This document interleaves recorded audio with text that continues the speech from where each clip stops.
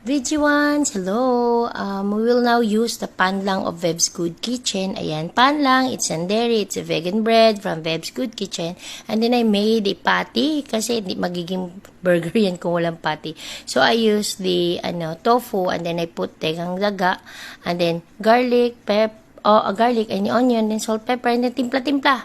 And then ganon, para sa toppings, I put the caramelized na onion, red onions, para naagin siya lasa, and then gilagyan ko siya nung mushroom. Ayan, gigisa-gisa lang.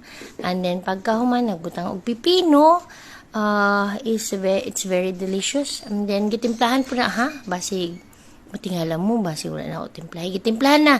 Kabalon sa mo sa stepping and na salt and pepper or namnam ba. Or wala lang, salt and pepper plain.